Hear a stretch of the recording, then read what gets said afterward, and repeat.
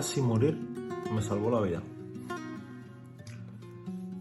Hoy quiero hablarles de un tema que hace algún tiempo ya venía pensando hacer, porque varias personas me han comentado en las redes de que he tenido mucha suerte, de que estoy bien, comentarios como estos.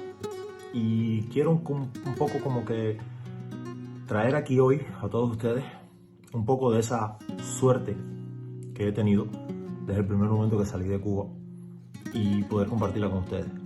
Y simplemente nada, que puedan juzgar por sus propios medios qué tanta suerte he tenido y qué tan bien me ha ido en la vida como para haber logrado las pocas cosas que he logrado, porque para mí son pocas, aunque para algunos no lo sean. No les voy a pedir que se suscriban, no les voy a pedir que dejen un like, ni siquiera que comenten. Lo único que quiero de verdad, de corazón les digo, que se vean en mi experiencia, que aprendan de eso y que no se rindan, que si yo no me rendí, ustedes tampoco. Yo no soy mejor que ustedes. No lo soy, créanme que no lo soy.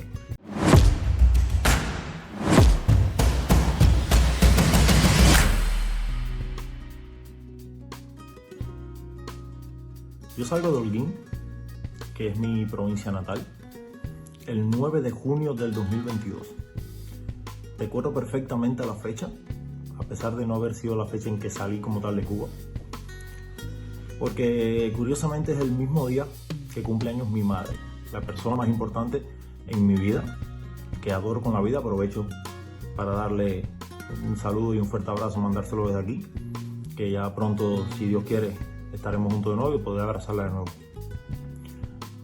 Imagínense lo que es salir de tu ciudad natal, donde viviste toda tu vida, el mismo día que cumple años tu madre, tener que dejarla en medio del cumpleaños y saber que cada vez que tu madre va a cumplir años, simplemente va a recordar el último día que pudo abrazar a su hijo, o al menos en mucho tiempo.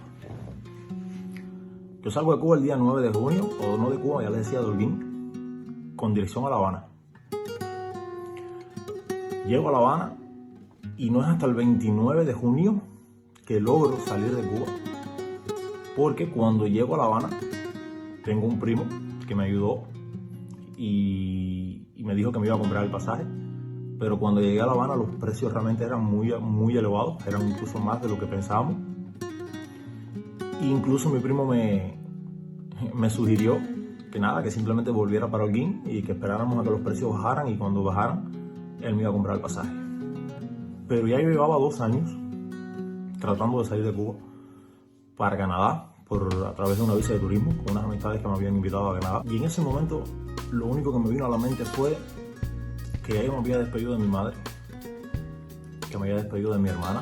En ese entonces tendría unos 12 años, 11 años para ser exacto, y que no quería volver a pasar por lo mismo, la misma despedida, los mismos llantos, las mismas sensaciones.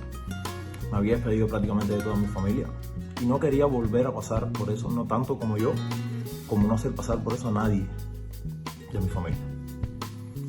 Además de que hacía apenas unos 2-3 meses antes de eso, fue mi cumpleaños el 30 de abril, que le comenté a mi madre que a raíz de, ya digo, el tiempo que llevaba esperando para salir de Cuba, los 2 años que llevaba esperando para poder salir para Canadá, le dije que me había prometido a mí mismo que ese iba a ser el último cumpleaños que iba a pasar en Cuba, que no sabía cómo, pero que si el 31 de diciembre del 2022 yo aún estaba en Cuba, el día primero yo salía de Cuba como si era nadando, pero que no estaba dispuesto a pasar otro cumpleaños más en Cuba.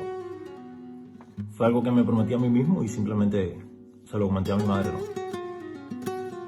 Y a raíz de esto, ya les digo, el día 9 surge esta posibilidad de salir de Cuba para Egipto, con un contrato de trabajo para la ciudad de Hurghada como animador turístico. Y nada, llego a La Habana, mi primo me comenta lo que me comenta, y yo les dije, no, yo no sé dónde va a salir el dinero que falta, pero va a salir. Yo de aquí me voy, para donde sea, pero me voy, para atrás no vivo. Empecé a llamar a todo el mundo, familia, amistades, todo el que conocía, y gracias a muchas personas, tanto amigos como familia, mis primos que me ayudaron, mis tías, amistades, mucha gente me ayudaron para poder salir de Cuba, cosas que siempre les voy a agradecer, nunca se me va a olvidar. Reunimos los $3,000 que costaba el pasaje para Egipto.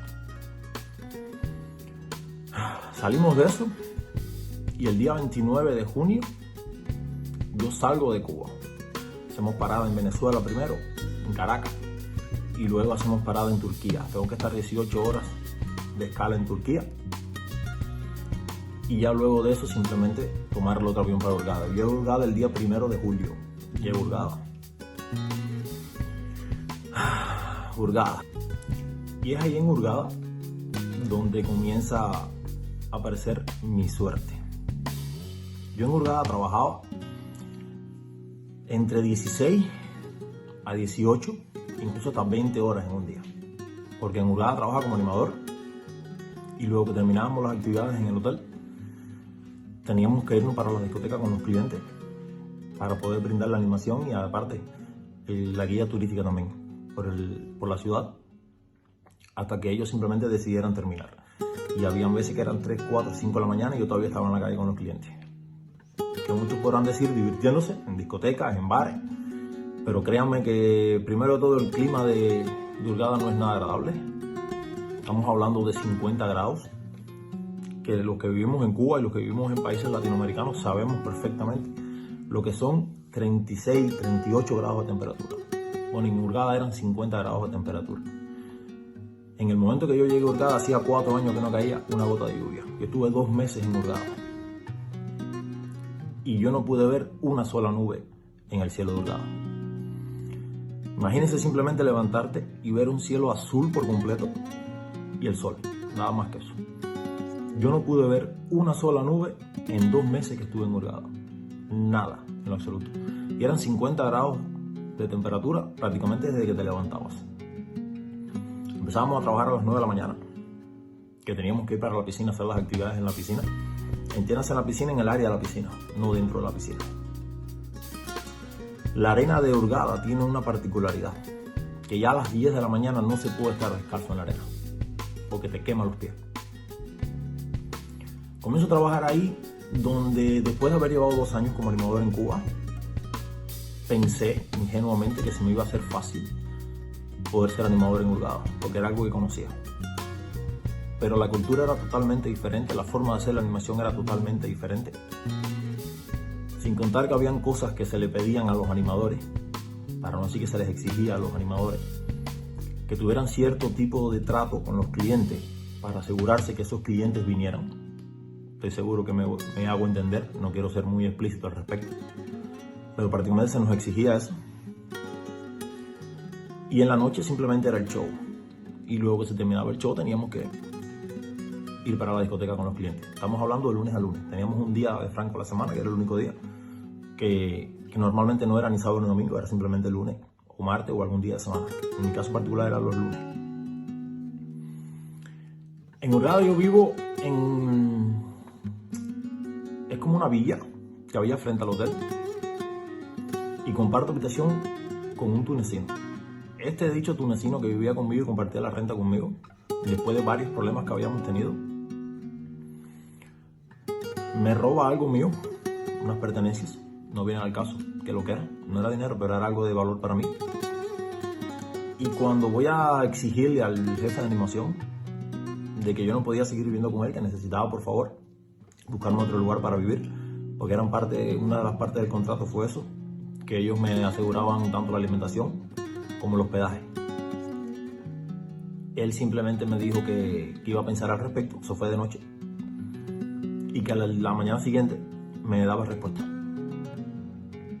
A la mañana siguiente, cuando yo llego, que hacemos la reunión que todo normalmente se hace, él me dice, no, ya quédate, ya tomé la decisión. Y la decisión fue simplemente despedirme a mí. Yo me quedé en shock por completo, porque realmente en mi cabeza no cabía o no cabe hoy por hoy el por qué me despidieron a mí. ¿Cómo es que alguien me roba algo a mí? Que soy yo el perjudicado y aún así la culpa es mía y soy yo quien simplemente sale despedido. En su momento, por supuesto, se me vino el mundo abajo. hacía apenas 2 meses que había salido de Cuba. No tenía prácticamente ningún dinero guardado. Lo que tenía era el salario que en esos días debían pagármelo, pero no tenía prácticamente nada. El primer salario que tuve fue para comprarme ropa, para comprar cosas que necesitaba para trabajar. Porque incluso no te daban uniforme, tenías que comprar el uniforme, tenías que comprar varias cosas. En ese entonces, cuando eso sucede, ya les digo, completamente en shock. Hoy por hoy doy gracias por eso que me pasó, de verdad que sí, porque si no hubiese sido por eso, hoy por hoy yo no estuviera aquí en Serbia, tal vez todavía estuviera allí. Cuando pasa esto, simplemente que me despiden, hacía apenas unas 2-3 semanas antes que yo había conocido a Ana, que es una amiga mía que tengo aquí en Serbia, al marido y a las niñas de ella, con quien había hecho amistad, y de hecho gracias a ello fue que conocí o supe que Serbia era libre visado en ese momento para los cubanos, porque realmente ni siquiera tenía idea al respecto. E incluso habíamos comentado, en el tiempo que estuvieron ahí en el hotel, de que estaba en los planes de simplemente mudarme para acá, para Serbia. Pero bueno, mucho más adelante, porque primero que todo quería saldar la deuda que tenía con todos mis primos, mis tías, las amistades que me ayudaron a la hora de salir de Cuba con el dinero del pasaje. Porque el dinero, ya les digo, fue simplemente prestado, dinero que tuve que devolver. Y quería primero saldar esas deudas antes de mudarme para otro país, porque realmente se me caía la cara de vergüenza simplemente decirle, hermano, yo me voy para otro país y ustedes sigan esperando. No creo que hubiese sido justo. Salgo de ahí, compro un pasaje de avión para Bosnia, llego a Bosnia. Y cuando llego a Bosnia, que simplemente le estoy hablando, a ver, yo vine para acá, sí, Serbia era libre visado, pero yo vine sin carta de invitación, yo vine sin seguro médico, yo vine sin pasaje de regreso, sin renta, sin nada. Yo hablé con la amistad mía, con Ana, le dije, mira, necesito un apartamento, una renta para cuando llegue. Lo que necesito es lo básico, 4 paredes, donde poder bañarme, donde hacer mis necesidades, donde cocinar, donde dormir, yo no quiero lujo.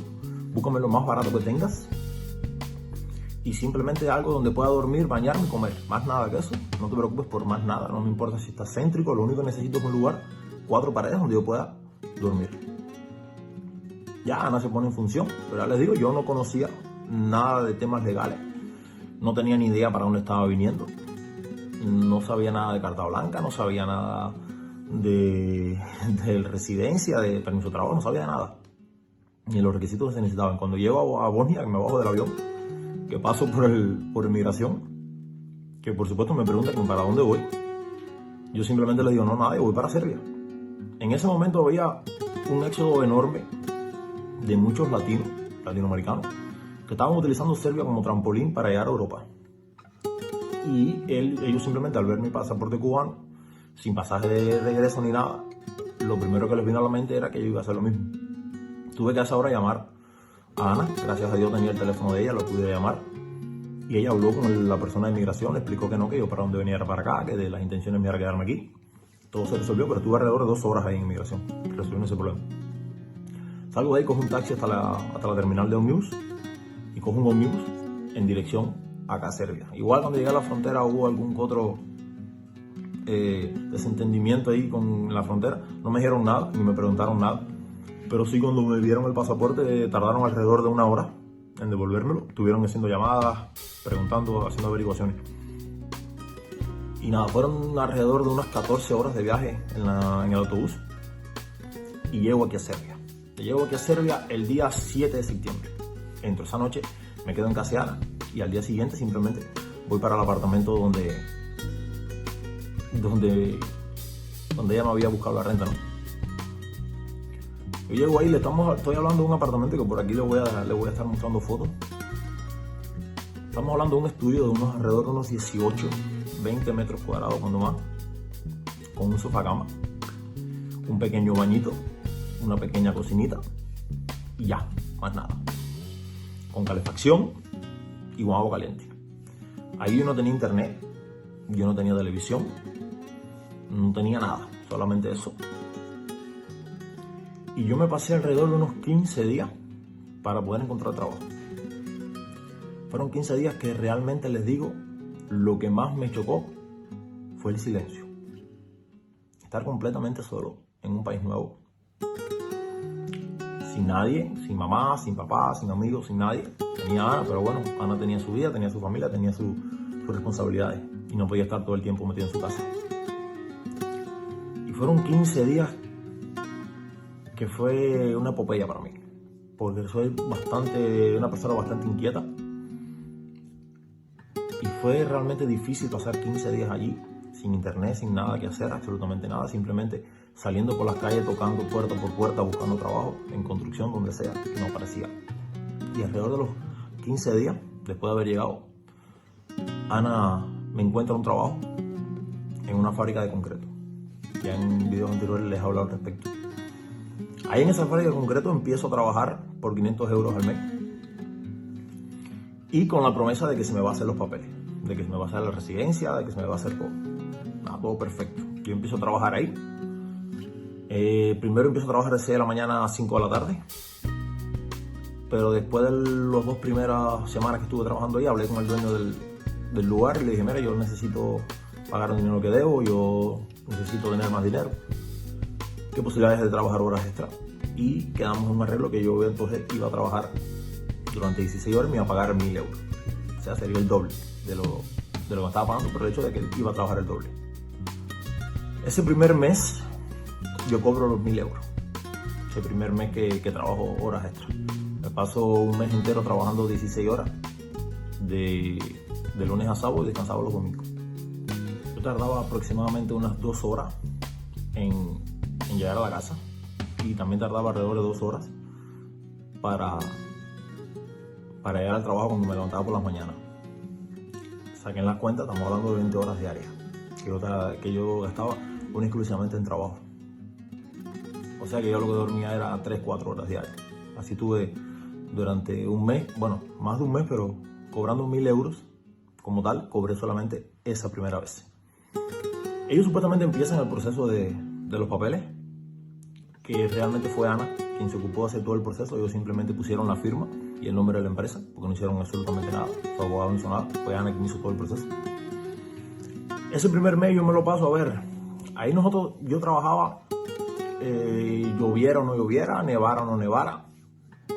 Una de las partes de la fábrica era como decir un 7º o 8º piso, que era una de las máquinas que simplemente cernían la arena, que la dividían en diferentes grosores, y tenía una máquina que iba tirando agua.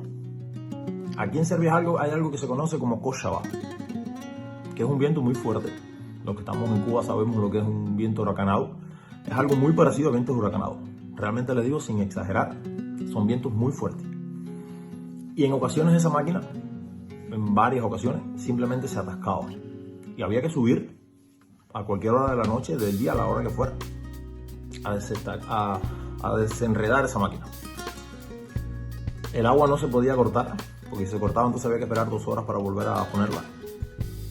Y con el aire que hacía, con el frío que hacía, esa agua por supuesto me caía arriba. Estar empapado completo de arriba abajo. Y así tenía que seguir trabajando. En ese primer mes que yo paso, que cobro los 1.000 euros, que me paso trabajando 16 horas, cuando llegué ahí aquello era un desastre. Ese lugar estaba lleno de montones de tierra y de escombros que iban cayendo por los lados de la estera, que ese era mi trabajo como tal, simplemente vigilar que no se atascara la máquina y que todos los escombros que iban cayendo por los costados irlos simplemente retirando para que no pararan las máquinas. Pero ese primer mes me quise hacer inteligente y simplemente me dediqué a limpiar todo el lugar, porque cuando empecé a trabajar ahí prácticamente cada 3 minutos había que limpiar la máquina de la cantidad de escombros que había. Cualquier tubería que le caía simplemente paraba la máquina. Y me dediqué a limpiarlo por completo para entonces después poder simplemente relajarme un poco. Y luego de un mes, ya le digo, que yo estaba, que perfectamente podía pasar todo el día sin hacer absolutamente nada y aún así no se atacaba la máquina, porque ya le digo, lo dejé limpiecito. Producto de esto, había veces que yo me pasaba hasta 1 hora, que ni siquiera me levantaba del asiento, estaba simplemente sentado vigilando la máquina, no hacía nada, para serle sincero. Y esto trajo consigo que al dueño de la compañía no le gustara, no tanto al dueño como a la mujer.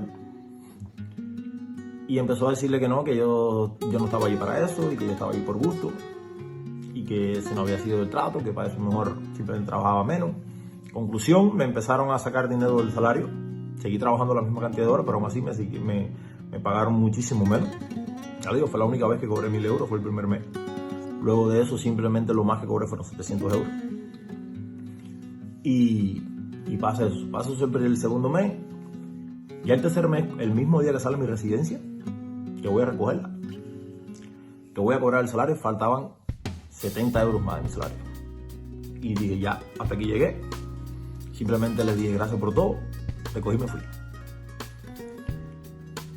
En ese entonces ya Fran había llegado. Fran es mi mejor amigo, ya estaba aquí en Serbia, estábamos compartiendo la renta. Y por otros motivos que no vienen al caso, decidimos mudarnos para Pančevo, que es una provincia, un municipio cercano aquí a Belgrado, pero está a unos 20, 30 kilómetros de aquí de Belgrado. Porque teníamos un supuesto trabajo en una granja. Cuando llegamos allí, para no hacer el cuento muy largo, ahí no había condiciones de ningún tipo.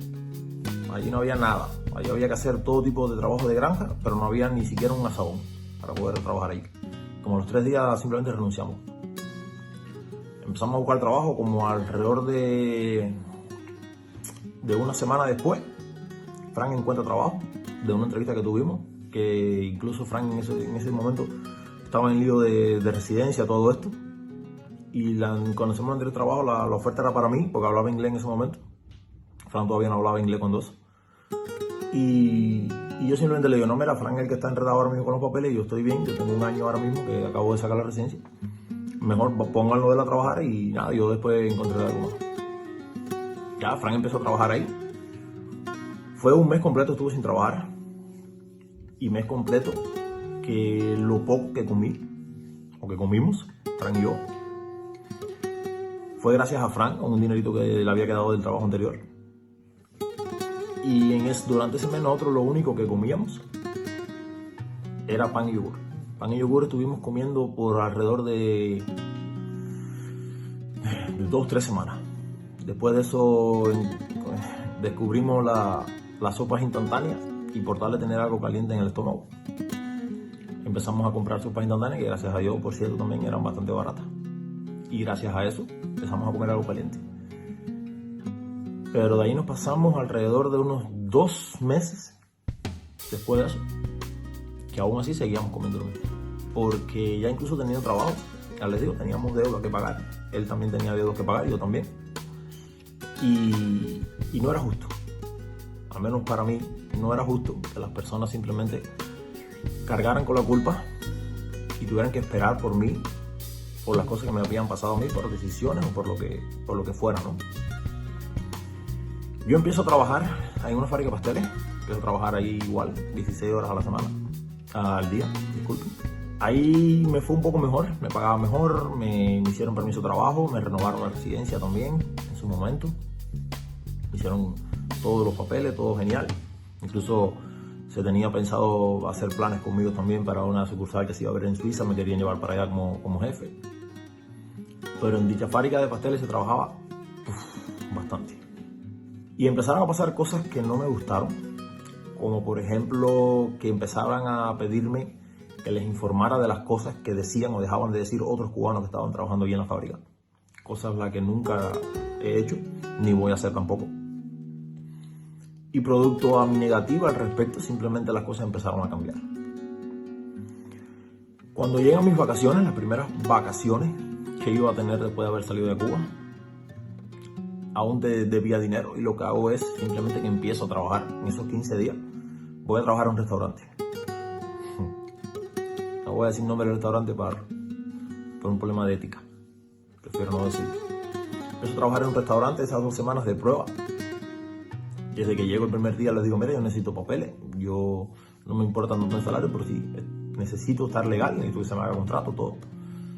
Se me prometió que sí, que no había ningún problema, que no se preocupara, que empezara a trabajar allí y iban a hacer los papeles. Ya se acaban las 2 semanas de vacaciones, como ya les decía.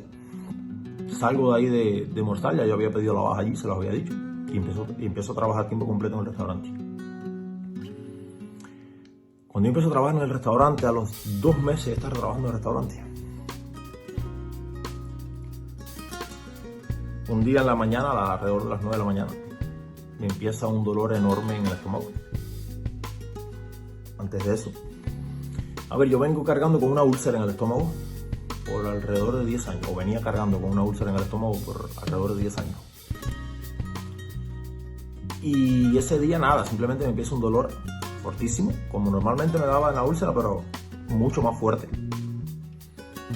Y le digo al cantinero, que en ese momento era quien estaba al frente ahí del restaurante, que por favor que llamara una ambulancia, que realmente me sentía muy mal y me dolía mucho. Él hizo como que estaba llamando a la ambulancia, jamás la llamó, porque él pensó que yo simplemente estaba pretendiendo que me dolía porque no quería trabajar, y no llamó a nadie. 3 horas después de eso, uno de los dueños del bar me vio en las condiciones que estaba, con el cual por cierto había hecho amistad y hasta cierto punto sabía que para nada estaba pretendiendo.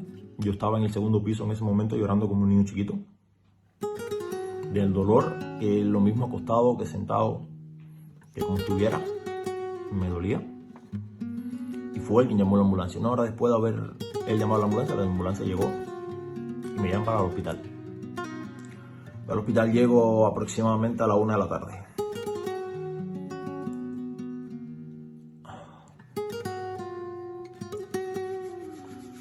A la 1 de la tarde que llego, se me empiezan a hacer análisis de todo tipo y descubren que simplemente es la úlcera que se me había reventado y que tenía todo eso ahí adentro desbordado de sangre, desbordado de todo, y que había que operarme. Pero el médico que tenía que operarme estaba en el quirófano en ese momento, fue en un hospital público, y que había que esperar a que terminara la operación para entonces operarme. Estoy hablando que yo tuve que pasar alrededor de 11 horas con dolor intenso, sin parar ni un solo momento, porque no se me podía poner ningún tipo de calmante, porque se me iba a operar, o al menos eso fue lo que se me dijo. No conozco realmente nada de medicina. Con unas ganas de orinar tremendas, que luego de las primeras 3 horas ya no aguantaba más y no podía ni siquiera pararme de la camilla del dolor que tenía. Llamé a Ana, que había llegado en ese momento, y le dije, por favor, mira, pregúntale a él qué puedo hacer. El médico le dijo que nada, que decir que me podían poner ya la manguerita que te ponen en la uretra para la hora de la operación, que de todos modos en algún momento me lo iban a tener que poner. Así que si quería que me lo podían poner ahora mismo, le dije sí, por supuesto. Hazlo. Yo entro a las 12 de la noche al quirófano. Frank estaba trabajando también en el mismo restaurante conmigo, que también estaba supuestamente en proceso haciéndosele los papeles. Para que tengan una idea, ya hacía más de 2 meses que había empezado a trabajar en ese restaurante, donde supuestamente ya se había empezado el proceso hacía 2 meses. A Frank se le vencía la visa un mes después de haberme operado a mí, o sea que tenía simplemente 30 días para renovar. Y a mí se me vencía un poco más después, me vencía a los 2-3 meses después de eso, o sea tenía un poco más de tiempo. Cuando yo estoy una hora antes de entrar al quirófano, el representante de allí del restaurante llama a Frank y le dice, fíjate, nosotros nunca empezamos el proceso de los papeles, no hemos hecho nada, ni vamos a hacer nada tampoco. Además, habla con tu amigo, dile que él no puede decir en ningún momento que él ha estado trabajando aquí. Para todos los efectos, él nunca ha estado aquí. Y si alguien viene a preguntar, nosotros lo vamos a negar todo el tiempo. Por supuesto, yo me entero de esto después, que salgo de la operación, es que me entero de todo esto. Al día siguiente, Ana incluso va allí al restaurante, porque necesitaban simplemente que dijeran que sí, que yo estaba trabajando allí, para poder utilizar un servicio público para que me saliera gratis la operación, porque eran 3.000 euros que costaba la operación. A lo que ellos se negaron por completo. Incluso dijeron que no me conocían, que nunca me habían visto, que no sabían quién yo era. Ana, por supuesto, sabía que era mentira, salió de allí indignada, pero bueno. Yo salgo de la operación felizmente perfecto, con varias heridas. Ya les digo, van a estar viendo las fotos por acá. Pero vivo, que era lo que importaba. Ya para ese entonces yo había acostumbrado a mi madre a no hablar con ella todos los días. Primero todo previendo ese tipo de cosas, porque no quería que si un día por X motivo dejaba de hablarle, se fuera a preocupar. Pero bueno, ya cuando a mí me operan, así alrededor de unos 2 días que no hablaba con ella, ni siquiera le mandaba un mensaje ni nada. Y a la mañana siguiente, cuando yo me despierto, tenía alrededor de unos 10 mensajes de ella. Esperé, ese día no le escribí ni nada. Lo primero que hice fue escribirle a Fran, decirle: mira, estoy bien, todo salió bien, estoy vivo, no te preocupes. Por favor, no le vayas a escribir a mi mamá ni nada. Si por alguna casualidad ella te escribe, simplemente dile que no sé, que estoy trabajando o cualquier cosa. No le vas a decir absolutamente nada. Ese día por la tarde-noche, cuando se hizo la segunda visita de los médicos, hablé con el médico y le dije: por favor, mira, yo necesito que lo antes posible me quiten la tubería de aquí de la nariz, porque necesito hablar con mi mamá y no la puedo llamar simplemente con esa tubería puesta ahí, porque le va a dar una cosa. No puedo hacer eso. Él me entendió, me dijo: no, mira, hoy no, pero ya mañana por la mañana te la vamos a quitar. Y nada, el otro día por la mañana me la quitaron, me aproveché y le escribo primero, le doy la noticia, para imaginar cómo recibió la noticia. Simplemente estaba en llanto. Le dije: no te preocupes, estoy bien, ya lo peor pasó y voy a estar bien. Casi sin poder hablar, porque incluso el hablar me molestaba, me dolía. Aparte que me quedaba sin aire, casi no podía hablar. Y casi todo lo que hacía era hablar por partes, suave, y tratar por todos los medios de hablarlo lo más normal posible para que ella no se alterara. Estuve hablando con ella alrededor de media hora. Fue lo que pude hablar con ella y le dije: por favor, mira, nada. Me puse una excusa, ni recuerdo cuál fue. Y simplemente dejé de hablar con ella. Después de eso sí, prácticamente todos los días tuve que hablar con ella y darle parte. Yo estuve alrededor de una semana ahí en el hospital. La última tubería me la quitaron el mismo día que me dieron el alta. Tuvieron que esperar a que hiciera ese fecales para saber que todo estaba funcionando bien, porque en la operación, no sé si lo que conocen, después estuve buscando algunos datos. Simplemente te abren el estómago por completo, te sacan todos los intestinos, los órganos, limpian la parte del estómago que estaba dañada y luego vuelven a colocar todo dentro. Entonces tenían que esperar a que pudiera secar para saber que todo estaba funcionando perfectamente. Que por cierto, no supe lo que era una comida sólida hasta el último día. El último día que me dieron alta fue que me dieron a dar un pan con algo, con una mermeladita y unas cosas. Perdí alrededor de unos 10 kilos en esa semana. Fue simplemente a base de suero. Me venía y me ponía medicación 4 veces al día, o sea, que fue una epopeya igual. El día entero acostado, para mí que una locura. De hecho, en uno de esos días estuve hablando en una videollamada con mi madrastra, con Saima. Y estando en la videollamada con ella, estaba sentado. Hacía apenas unos 10 minutos me habían quitado una de las tuberías del estómago. Y cuando me vino a percatar, me estaba desangrando por completo. Tenía un charco de sangre enorme. Tuvieron que cambiarme, las enfermeras vinieron rapidísimo, me dijeron errores y tuvieron que limpiarme y me dijeron: no te prepares más porque ya te digo, se vio feo. Pero bueno, no pasó de eso, de un susto. Me dan el alta después de 7 días que estuve ahí en el hospital. Al final no tuve que pagar nada porque yo había sacado un seguro médico en Morsal, en la empresa anterior que había estado, en la fábrica de pasteles. Y gracias a ese seguro médico pude librar y no tuve que pagar absolutamente nada. Eran 3.000 euros. Ya hacía alrededor de unos 2 meses que había terminado de pagar la deuda del dinero que había pedido para poder salir de Cuba. Y nada, a ver, lo que tenía en la casa eran como 300, 400 euros lo que tenía en la casa guardado. Y por supuesto no llegaban los 3.000 euros que costaba la operación. Salgo de ahí de la operación, llego a la casa, ahí estaba Frank esperando. Y nada, ya cuando llego a la casa, comienzo con la dieta, ¿no? Que al principio era un panfleto enorme. La mayoría de las cosas que habían eran las cosas que no podía comer.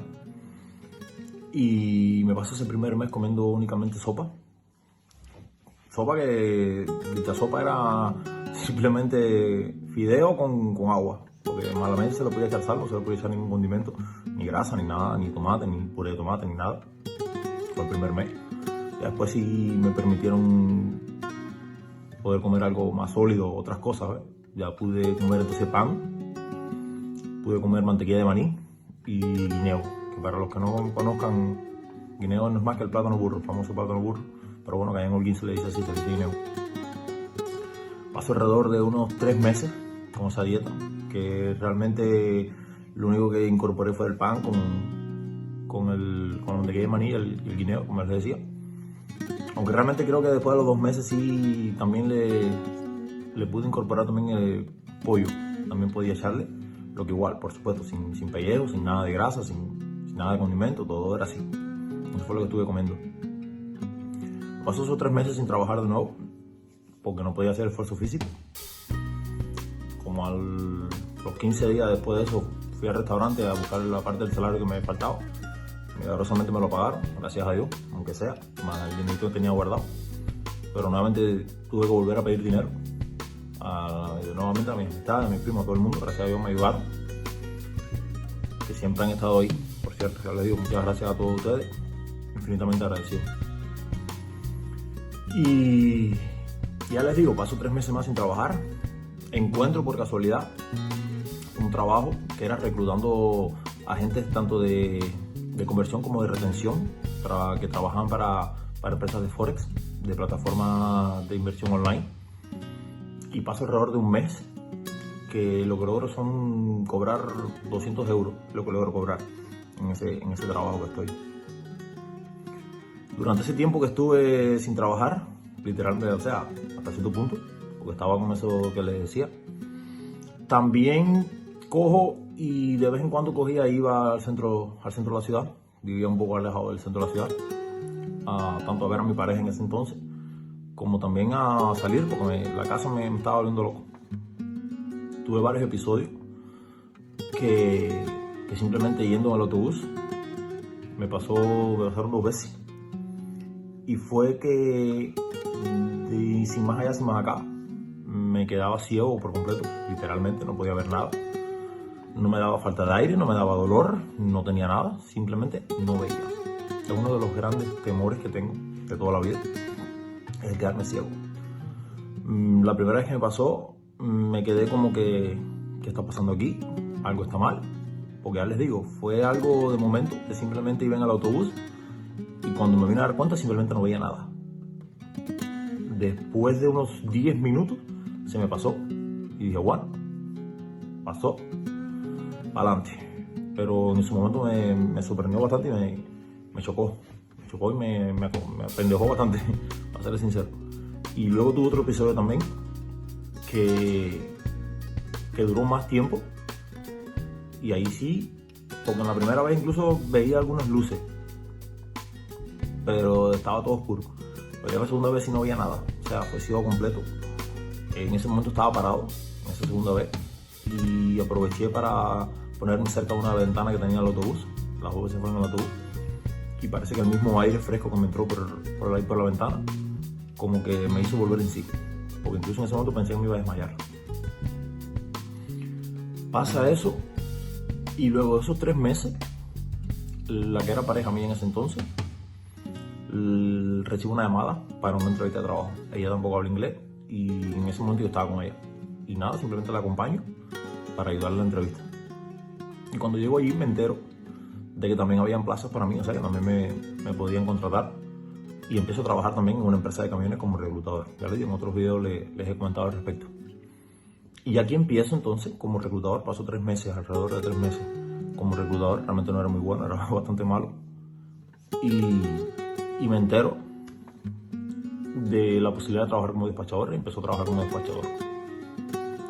Y ya luego que empiezo a trabajar como despachador, sí, no es menos cierto que muchas cosas empiezan a ir bien, a salir bien. Gracias a eso hoy por hoy estoy en bastante buenas condiciones. Agradecido, en otros videos les he dicho que siempre se puede estar mejor, pero estoy bien y agradezco una y mil veces que la oportunidad de trabajo que tengo ahora y las condiciones en las que estoy ahora.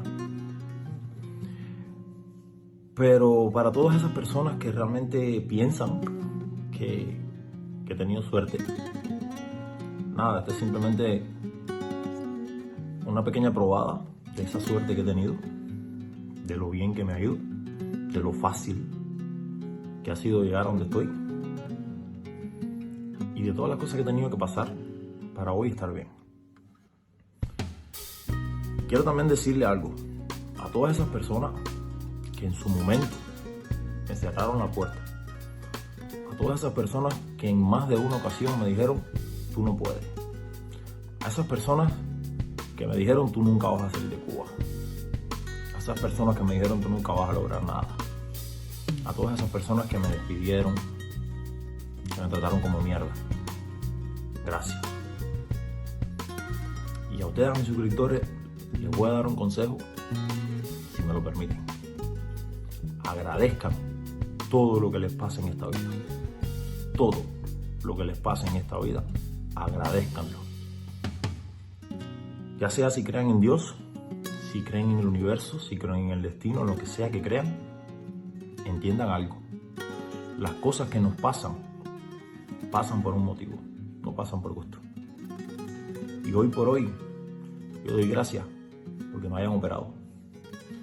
Hoy por hoy yo doy gracias porque me hayan botado de Egipto. ¿Saben por qué? Pues como yo les decía, si no me hubiesen despedido en Egipto, aún todavía estuviera yo allí en Egipto. Y no hubiera conocido el maravilloso país que es Serbia. Si a mí no me hubiesen operado, yo hubiese tenido que irme de Serbia. Yo hubiese tenido que emigrar tanto para España como para cualquier otro lugar, o como hubiese quedado ilegal aquí en Serbia. Y gracias al simple hecho de la operación y de lo que me pasó ese día, supe con tiempo suficiente de que en el restaurante no me estaban haciendo los papeles. Y tuve tiempo suficiente para poder renovar los papeles, para buscar opciones y renovar los papeles. Y gracias a eso estoy legal. Pero gracias a que me operaron, yo salí de trabajar en un restaurante, de estar fregando platos. Y hoy por hoy estoy en un trabajo que adoro, que me encanta, y cobrando más de 2.000 euros al mes. Por eso les digo que den gracias. Las cosas no pasan por gusto. Ya les digo, Dios, el destino, el universo, la energía, lo que sea que crean, cuando ustedes van por el camino que no es y no quieren entender que por ahí no es, Dios se encarga de decirte, no es por ahí. Tú no quieres aprender a las buenas, pues entonces a las malas. Yo te voy a poner donde tú tienes que estar. Por eso, no se lamenten por las cosas que les pasan. Sigan caminando. Si se caen, párense. Sigan caminando. Que para adelante hay más cosas. Olvídate de lo que pasó. Aprende de eso que te pasó. Pero olvídate de lo que pasó. No se llora sobre la leche derramada. No se ponen excusas. Se sigue trabajando. Se sigue caminando. Se sigue luchando. Se sigue intentando. Hasta que lo logre. ¿Hasta cuándo? Hasta que lo logre. No dejes de intentarlo. Sigue. Y si fracasas 100 veces, sigue. Empieza 100 veces. Hoy por hoy ya les digo, estoy bien y espero estar mejor. Y hace apenas poco más de un mes que empecé con este proyecto del canal de YouTube. Y estoy seguro que me va a ir bien porque lo decidí así, le estoy poniendo todo el empeño para que sea así. Y créanme, va a ser así. Dios mediante, va a ser así. Porque creo que me lo merezco y porque estoy actuando en consecuencia para que eso pase. Eso fue todo por hoy, lo que quería simplemente traerles. Hablarles un poco de la experiencia, de las cosas que he pasado. Se me han quedado muchas por decir, pero bueno, sería demasiado largo este video. Y seguro tienen cosas más importantes que hacer que simplemente escucharme a mí las cosas por las que he pasado. Y ya les digo, por favor, no se rindan. No se rindan, sigan para adelante. Porque yo casi me muero. Y gracias a que casi me muero, cambié mi vida por completo.